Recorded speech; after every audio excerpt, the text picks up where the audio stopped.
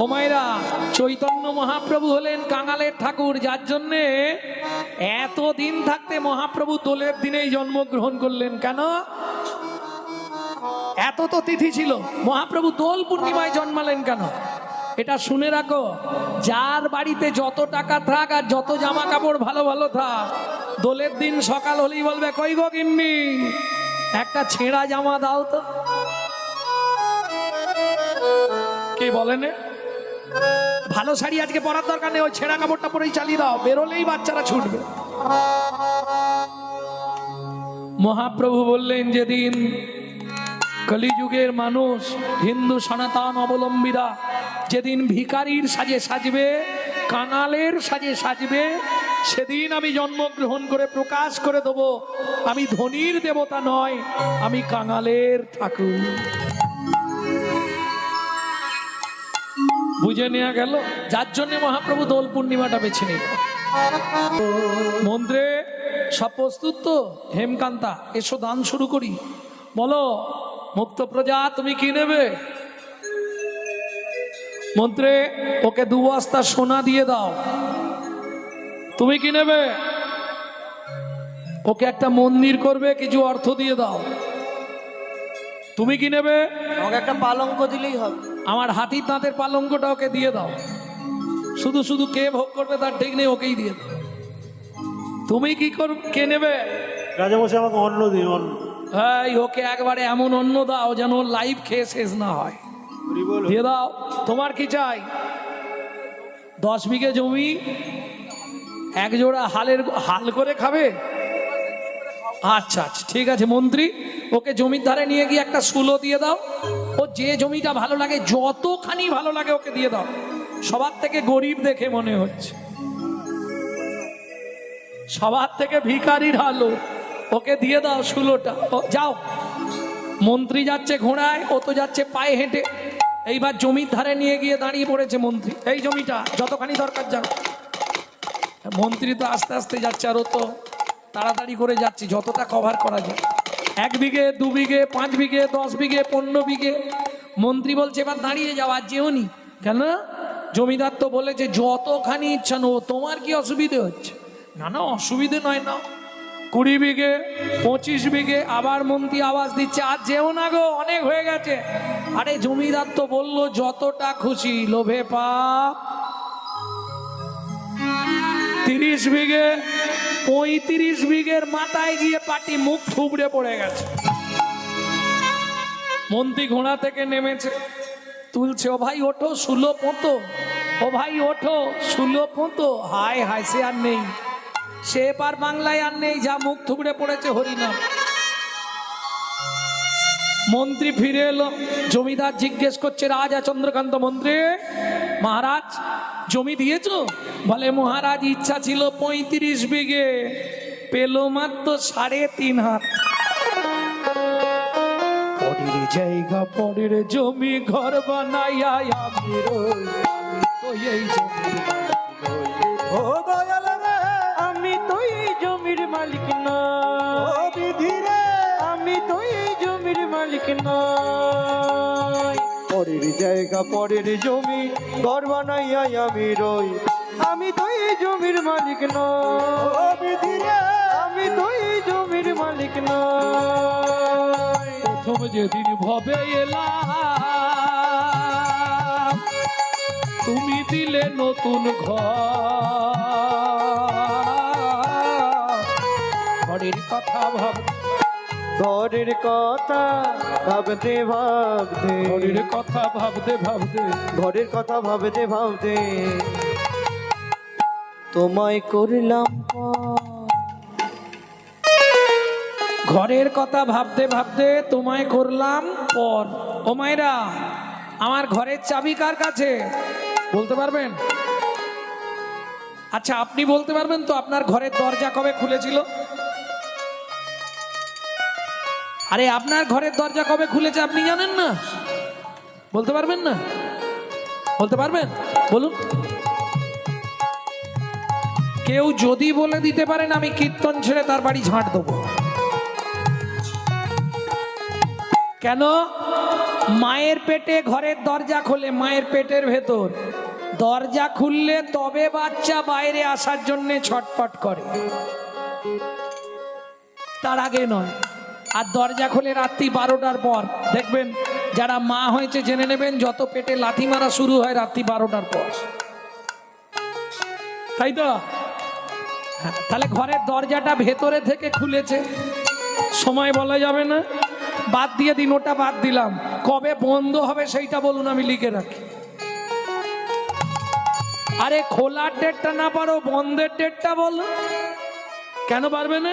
আমার ঘরের চাবি তোমার হাতে, ঘরের চাবি তোমার হাতে, ঘরের চাবি তোমার হাতে, ঘরের চাবি তোমার হাতে। সে ভাবনা ভাবলাম কই আমি তো এই জমির ও দয়াল রে, আমি তো এই তাই জমির গৌর হরি মালিক, আমি তো এই জমির মালিক নই। ও মাইরা, এ ঘরটা কিন্তু তোমার বাপ কেলে সম্পত্তি নয়, মনে রেখো। এটা ভাড়াটে ঘর, ভাড়া দিলে থাকতে দেবে, ভাড়া না দিলে বার করে দেবে। তোমাদের কলকাতায় যদি কোনো আত্মীয় স্বজন থাকে, ফোন করে জেনে নেবে ভাড়াটে বাড়িতে যারা আছে, মাসের 5 তারিখ হলেই ভাড়া দিতে হবে। বাবু বাথরুমে জল পড়ছে না, ভাড়া দিয়ে যাবেন, তবু জল ছাড়া হবে।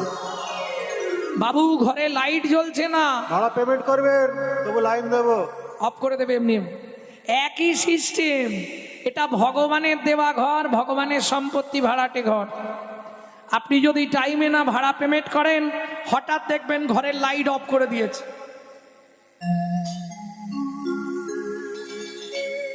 ছোটে বা দিশা আইকে কোথাও কিছু নেই, ঘরের জল বন্ধ, পেট ফুলে যায়, ঢাক, কিডনি ড্যামেজ,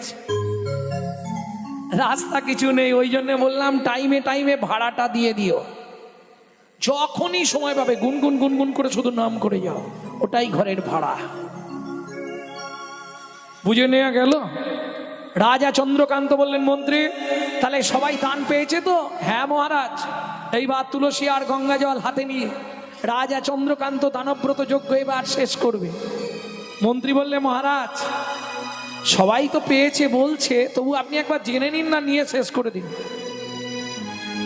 রাজা বললে, শোনো মন্ত্রী, দানব্রত যজ্ঞ শেষ করে নর্মদা নদীতে স্নান করে তবে আমি জলবিন্দু গ্রহণ করব, প্রতিশ্রুতি।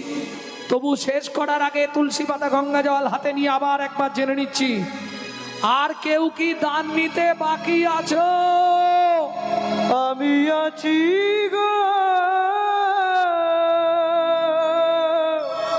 রাজ, আমি আছি গো, আমি এখনো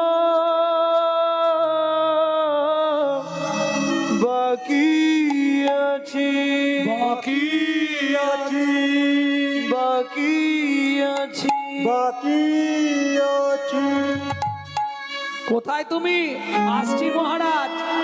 হেন কালে নারদ ঋষি দাঁড়ালো সম্মুখে আসি, হেন কালে নারদ ঋষি দাঁড়ালো সম্মুখে আসি, কহিলেন মধুর বচন, কহিলেন মধুর বচন, আমি এখনো বাকি আছি, আমি এখনো ও বাকি রাজা, আছি, আমি এখনো বাকি আছি, আমি এখনো বাকি আছি, ওই দান গ্রহণের অভিলাষী আমি এখনো বাকি আছি। দান গ্রহণের অভিলাষী, আমায় দান করো রাজা দান হরি গ্রহণের অভিলাষী, দান করো রাজ, দান গ্রহণের অভিলাষী, এখনো বাকি আছি, আমি এখনো বাকি আছি। রাজা চন্দ্রকান্ত নারদ মুনিকে দেখেই ক্রোধে অগ্নি প্রজ্বলিত, দূর হয়ে যা সম্মুখ হতে পেশনির কুমার। পেশনির কুমার, রাজা চন্দ্রকান্তে দান মাগো, কি সাধ্য তোমার? কি সাধু তোমার। ও মায়েরা, 80 মণ দুধে 1 ফোঁটা গোচনা পড়ে গেল। কেন? বৈষ্ণবেতে হয় যদি, বৈষ্ণবেতে হয় যদি ক্ষুদ্র ক্ষুদ্র অপরাধ, ক্ষুদ্র পুত্র অপরাধ মহা ভজনে ভজনে যায় বা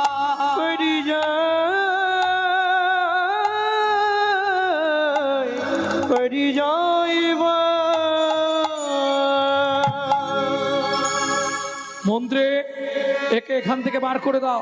শুনুন মহারাজ, সারাদিন ধরে আপনি যে দান করলেন সেই দান পুণ্যের জায়গায় পাপে পরিণত হলো। তোমার এত বড় স্পর্ধা, তুমি চন্দ্রকান্তের মুখের সামনে দাঁড়িয়ে কথা বলো।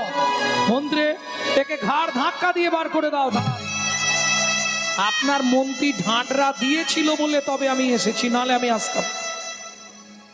তবে শুনুন মহারাজ, আমি শুনেছিলাম আপনি নাকি খুব ধার্মিক রাজা।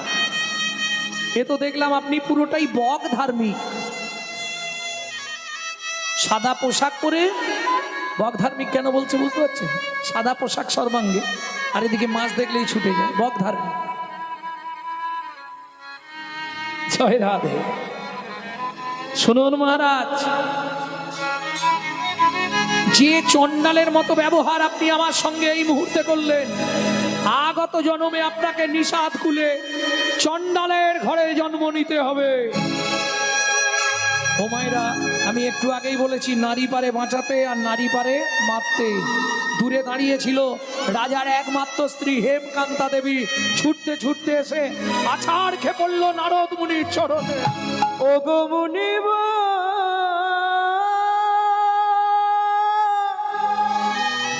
কি অভিশাপ তুমি দিলে,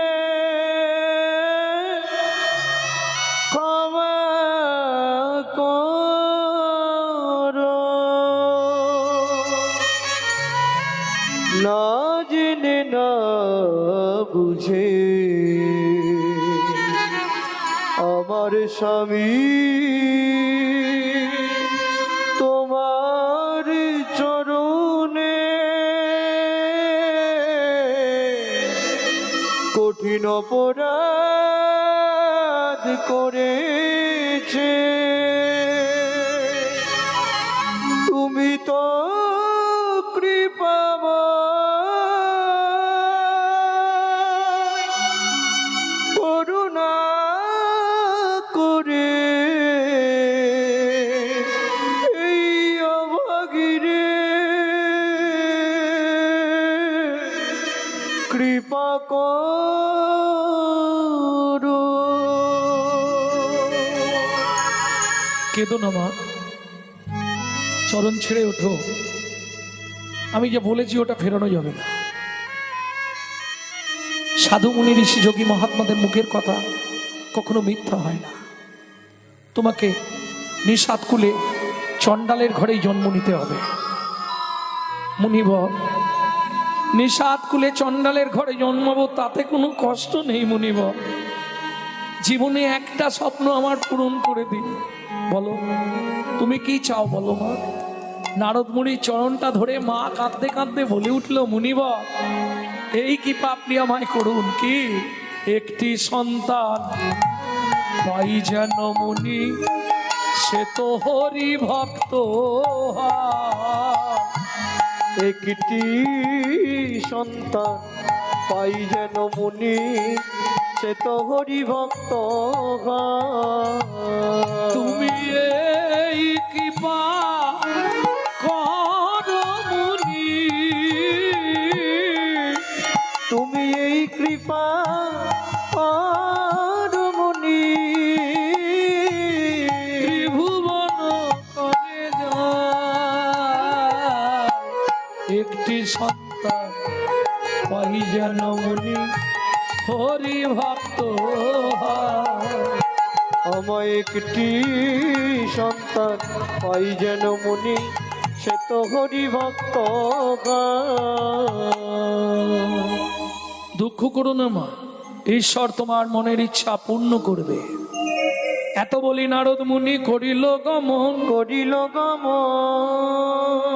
রাজা রানী হইল দোহা, একতে মর একত্রে মর। ও মায়েরা, কেমন সাধু সাধনা দেখুন, মৃত্যুর পর আবার দুইজন দুই জায়গায় জন্মালো, কিন্তু বিয়ে হলো একসঙ্গে।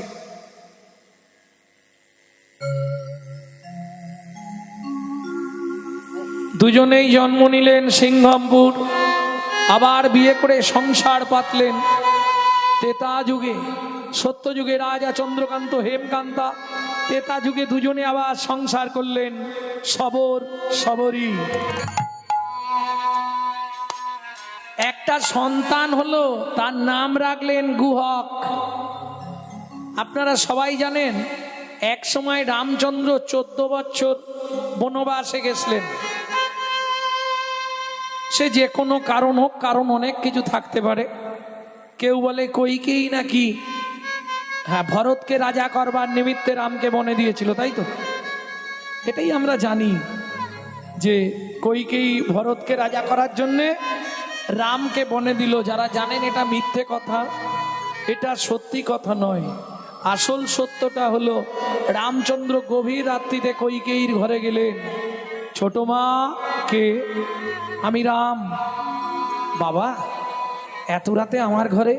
ছোট মা, কাল আমাকে বাবা রাজ্যের দায়িত্ব দেবে, তার আগে তোমাকে একটা উপকার করতে হবে। কি উপকার বাপ? তুমি বলবে রামকে রাজা করা যাবে না, আমার ছেলে ভরতকে রাজা করতে হবে। না, এ তুই কি বলছিস বড় খোকা? এ সম্ভব নয়। তুই রাজা হলে অনেক কিছু হবে, আমার ছেলে চালাতে পারবে না বাবা।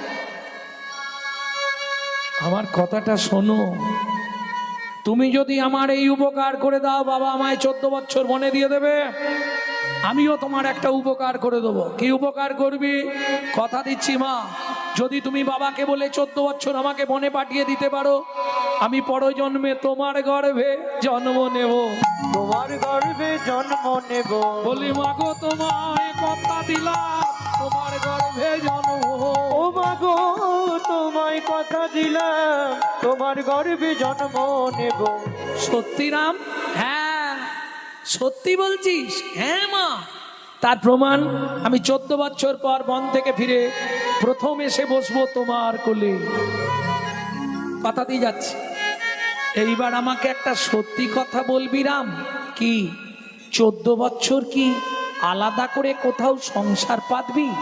না না, তাহলে সে কথা খুব গোপন কথা, তোমায় বলতে পারি, কাউকে বলবে না তো? না, সত্যিটা বল। শোনো ছোট মা, শিব দুর্গার বিয়েতে পৌরোহিত্য করতে গিয়ে ব্রহ্মা রতি কলসিত হয়ে পড়েছিল বালির ওপর। 60,000 বালির গায়ে লেগেছিল। তারা জন্মগ্রহণ করেছিল 60,000 বাল্যকিল্য মুনি। আমি কথা দিয়েছি রামচন্দ্র অবতারে ওই 60,000 বাল্যকিল্য মুনিকে উদ্ধার করতে আমার সময় লাগবে 14 বৎসর।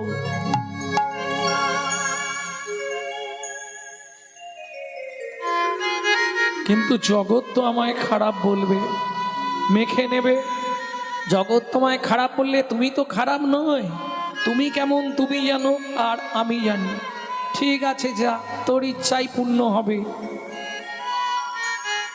এটাই সত্য। তবে এটা রামায়ণে পাবেন না। এটা পড়তে গেলে আপনাকে রামচরিত মাধুরী বলে একটি গ্রন্থ আছে, বহু প্রাচীন গ্রন্থ। এটা যদি খুঁজে পান বা সন্ধান পান, পড়তে পারেন। প্রেম সে বলো চৈতন্য মহাপ্রভু কি জয়। ভক্তমণ্ডলী, ভক্তিমতী মায়েরা, এইবার রাম যখন বনে গেলেন, সঙ্গে কে? সীতা, লক্ষ্মণ। কেউ তো নিষেধ শুনছে না, এরা তো কেউ নিষেধ শুনবে না। এসে দাঁড়ালেন কোথায়? নদীর ধারে, গঙ্গার ধারে। গঙ্গা পার হয়ে তবে যেতে হবে তো পঞ্চবটী বন, তাই তো? গঙ্গাটি পার হবে, পঞ্চবটী গণের প্রথম মুখে শিবির, সেইখানে সবাই থাকবে আর রাম পরিভ্রমণ করবে। এখন নদীর ধারে এসে ডাক দিয়েছে। নদীর ধারে এসছে আগের দিন রাত্রে, সন্ধ্যাবেলায়। লক্ষ্মণ রাম সীতাকে বসিয়ে লক্ষ্মণ ওই রামায়ণ পাঠ করে শোনাচ্ছে প্রভুকে, প্রভুর নিজের লীলা নিজেকে। এইবার এক ক্রিবট মানে মাঝি এসে বসে বসে পাঠ শুনছে। তার বহুদিনের ইচ্ছা, সে রামকেই জানে ভগবান। তাই পাঠ শুনে যাওয়ার কালে লক্ষ্মণ ঠাকুরকে বলছে, লক্ষ্মণ ঠাকুর কি আমার একটা উপকার করবে? কি?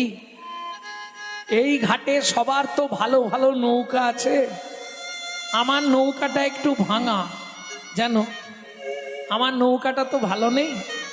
তুমি একটু এক কাজ করো না, কালকে এমন কিছু করে দাও কারো নৌকা না ঘাটে থাকে, শুধু যেন আমি একাই থাকি।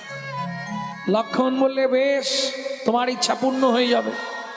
চলুন পরের দিন সকালবেলা রাম লক্ষণ সীতা এলেন গঙ্গার ঘাটে। মাধব মাঝি মুখ ফিরিয়ে দূরে গিয়ে নৌকা নিয়ে বসে আছে। ভগবান ডাকছে, ও কিবট মাঝি, আরে ও মাঝি। শুনতে পাচ্ছে, সাড়া দিচ্ছে না। এইবার লক্ষণ রেগে গেছে। কালকে ও নিজে আমার কাছে বলল আমার নৌকা ছাড়া কারো না থাকে, তাই করে দিলাম, আর ও সাড়া দিচ্ছে না। এই মাঝি, শুনতে পাচ্ছিস না প্রভু কতক্ষণ ধরে ডাকছে? মাধব ঘুরে বলছে, সব শুনতে পেয়েছি। তাহলে সাড়া দিসনি কেন?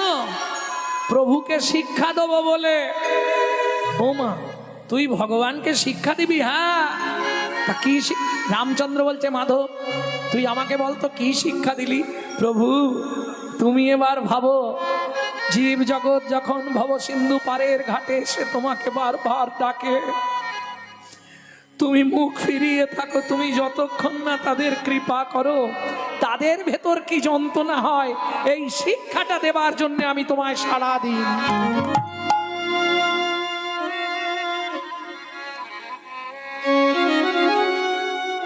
রামচন্দ্র বলে, অদ্ভুত, বাহ সুন্দর। তা হ্যাঁ, আমাকে তো ওপারে নিয়ে যাবি, তোকে কত কি দিতে হবে বল, আগে কথা বলে নে, কারণ ওঠার পর ঝামেলা করে লাভ নেই। বলে, প্রভু দেওয়া থুয়া তো পরে, ঘটনা হচ্ছে যদি কোনো ড্রাইভারের গাড়ি খাবার হয়ে যায়, অন্য ড্রাইভারের সঙ্গে যদি সে একটা স্টপেজ কি দুটো স্টপেজ চলে যায়, সে কি পয়সা চায় নাকি? আমিও মাঝি, তুমিও মাঝি, তোমায় পয়সা দিতে হবে না। আজকে যেমন তুমি আমার নৌকায় পার হচ্ছ, সেদিন তোমার নৌকায় আমাকে একটু পার করে দি।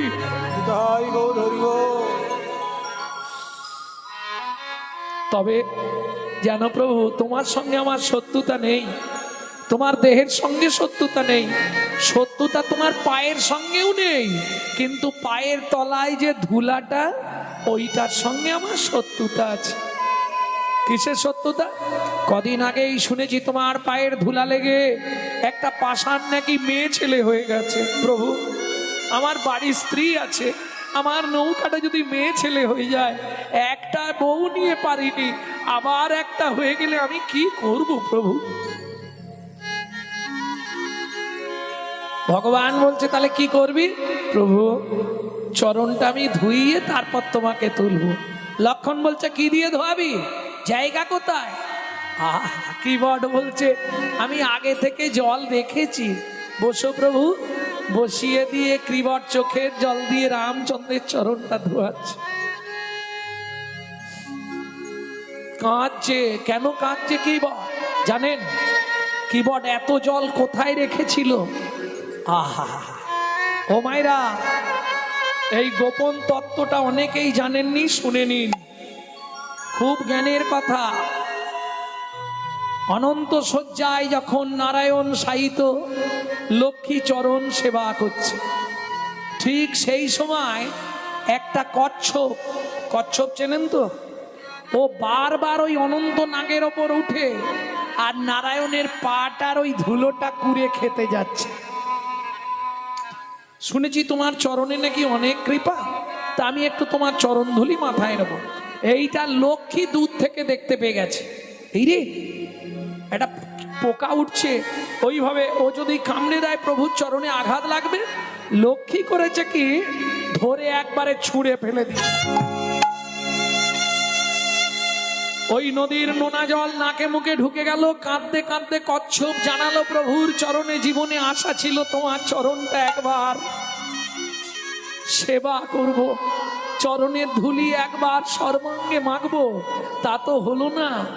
ভগবান মনের কথা শুনে বললে, দুঃখ করিস না কচ্ছপ, তোকে কথা দিলাম, আগত তেতা যুগে আমি হব ভগবান রামচন্দ্র, তুই হবি মাধব মাঝি। আজকে যেমন পেলি না সেদিন আমাকে তোর কাছে পাবি। কেমন? কোনো চিন্তা করিস নে, তখন নয়ন জলে ধোয়াইবি। নয়নে জলে চরণ ধোয়াইবি। মাধব পার করে দিল, প্রভু নৌকাটি সোনার করে দিল। মাধব কেঁদেই আকুল, প্রভু নেব না এসব, তোমার চরণে আমাকে জায়গা দাও। তাই ভগবান কৃপা করলেন, এলেন পঞ্চবটী বন। গভীর জঙ্গলে প্রবেশ করেছে রাম, সীতা, লক্ষ্মণ গৃহে। ও মায়েরা, প্রচন্ড পিপাসা লেগেছে। ঠিক সেই সময় দুপুর বেলা শবরী মায়ের ছোট্ট ছেলে গুহা ওই কাঠের বোঝা নিয়ে রাস্তা দিয়ে যাচ্ছিল। একটু জল দেবে, একটু জল দেবে। কাঠের বোঝাটা নাবি রেখে গিয়ে দেখে, ওমা, এত বড় লোকটা জলের জন্য কাঁদছে। ও লোকটা, এখানে জল নেই, তুমি জল কোথায় পাবে? খুব পিপাসা লেগেছে, থাকতে পারছি না গো, একটু জল দাও না। আচ্ছা দাঁড়াও, দেখছি। কাঠের বোঝা নাবিয়ে রেখে কচু পাতা ছিঁড়েছে। কচু পাতা চেনেন তো? ওই কচু পাতাটা চোখের তলায় ধরেছে আর তর্জনী আঙুলটা দিয়ে চোখে ঘষা দিচ্ছে। রামচরণ সুখ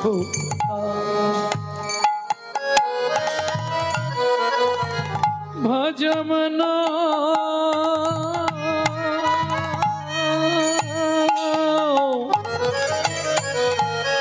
রামচরণ সুখ ভজমন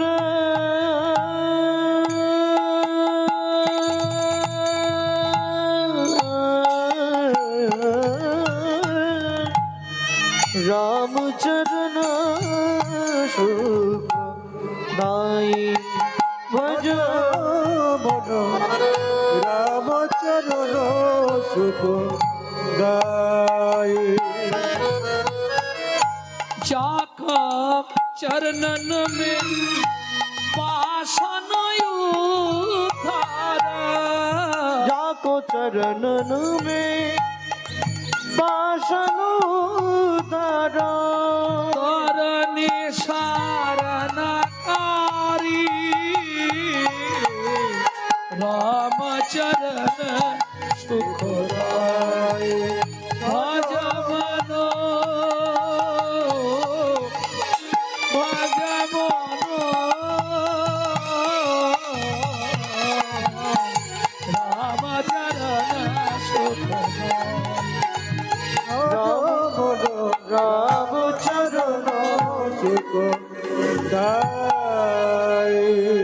ও লোকটা, একটুখানি জল পেয়েছি, এই নাও, খেয়ে নাও।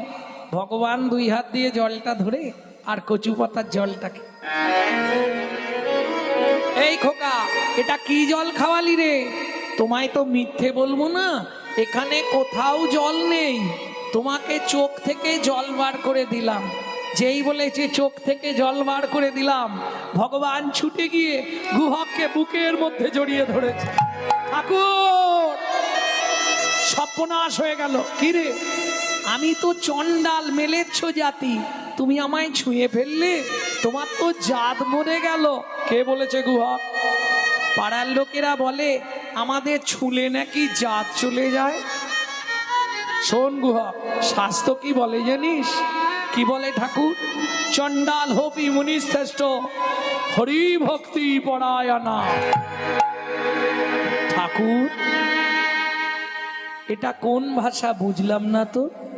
শোন গুহক, চণ্ডাল চণ্ডাল নহে যদি কৃষ্ণ বলে, যদি কৃষ্ণ বলে, ব্রাহ্মণ চণ্ডাল হয় যদি অসৎ পথে চলে। যদি অসৎ পথে চলে। এই শোন, আজ থেকে তোর নাম কি? আমার নাম গুহক। তোমার নাম? আমার নাম শ্রীরামচন্দ্র। আজ থেকে তুই আমার বন্ধু হবি। দেখ, তুমি এত বড় লোক, আমি এইটুকুনি ছেলে, বন্ধুত্ব হয়? এই বন্ধুত্বের বয়স নেই, আজ থেকে দুজনে বন্ধু। সত্যি সত্যি সত্যি সত্যি সত্যি সত্যি।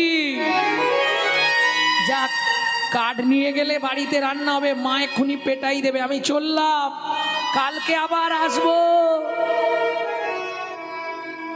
ও মায়েরা, বাড়িতে গিয়ে পৌঁছানোর সঙ্গে সঙ্গে সবরী মা ছুটে এসছে। গুহা, এত দেরি কেন? দাঁড়া দাঁড়া দাঁড়া দাঁড়া, গায়ে কি মেখেছিস রে? এত সুন্দর গন্ধ কি মেখেছিস বাপ?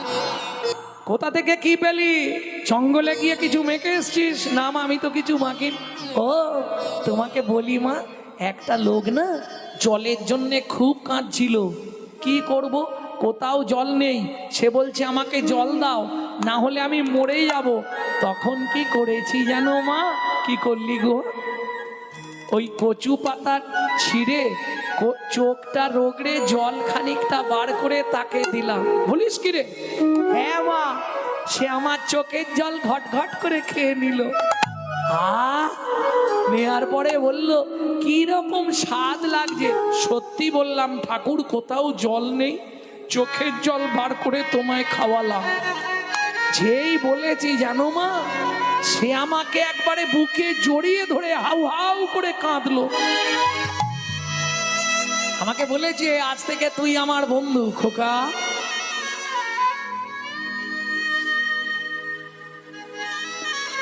তার নাম কি জেনেছিস? নামটা বলেছিল মা, এই কি একটা আম, না না শ্রী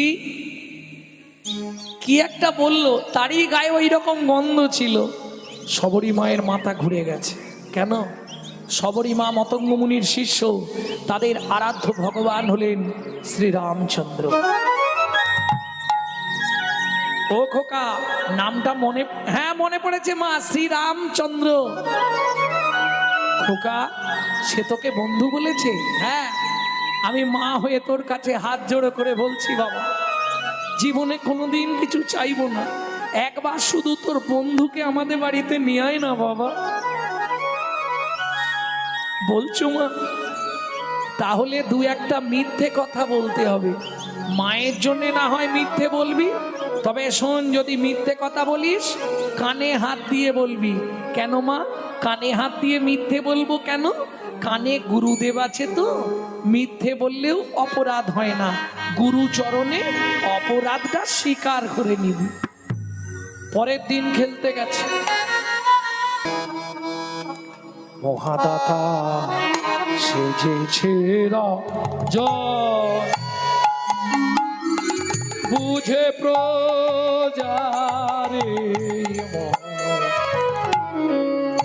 মহাদাতা সেজেছে বুঝে প্রজারি মহাদাতা সেজেছে যত চনমনি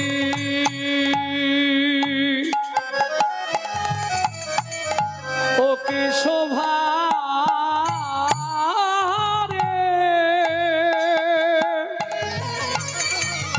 নর্মদা নদীর তীরে রজতকার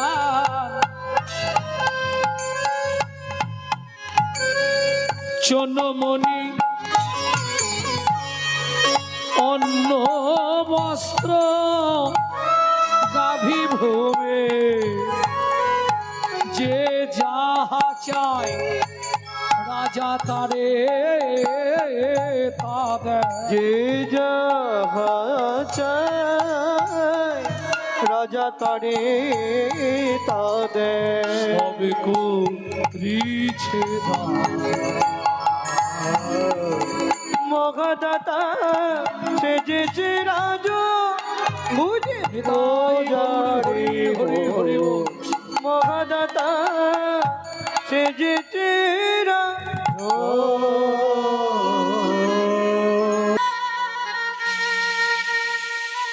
বন্ধুদের সব ঘরে পাঠিয়ে দিয়েছে, সন্ধ্যা লাগবে।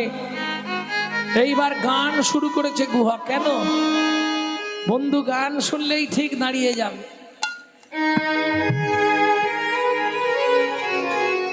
আমার মা বিগত জ্যৈষ্ঠী মাস চলে গেলেন, যাবার আগে এই গানটি আমাকে শিখিয়ে দিয়ে গেছে।